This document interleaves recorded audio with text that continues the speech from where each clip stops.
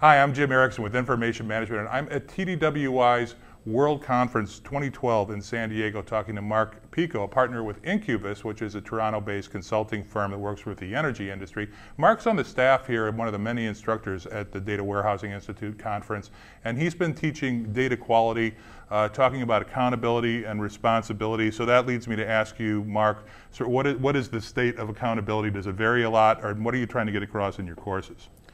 I think the really big issues are that we can talk about data quality from a technical point of view. We could talk about making changes to processes, but people quite often lack the influence to affect the real change. And accountability has to be held by, I guess, senior people that have influence to exercise the change, because improving data quality implies people have to do something differently than they used to do in the past. Right. How processes are managed, how things are done.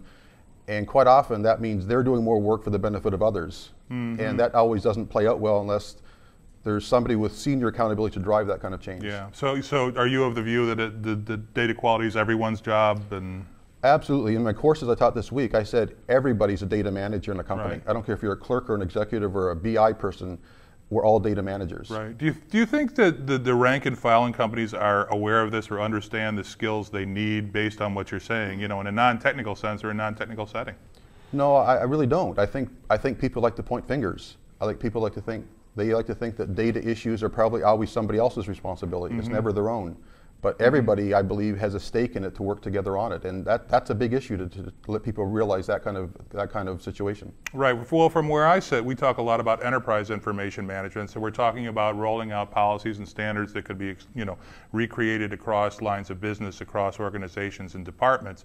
But this is really, kind of off in the distance for a lot of companies. I think we try to cover it up in some ways, and we're going to automate our way out of the problem. We're going to get ahead of data entry. We're going to, require form fields and things like that. Do you think that's the way to do it, or what do you think are the best first steps to getting there?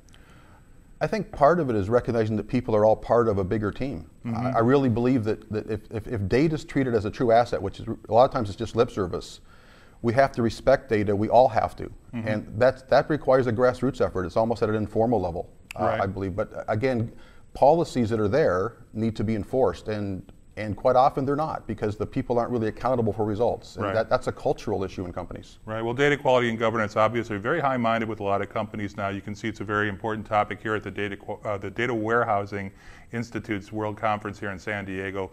Thank you, Mark Peco with Incubus. I'm Jim Erickson with Information Management.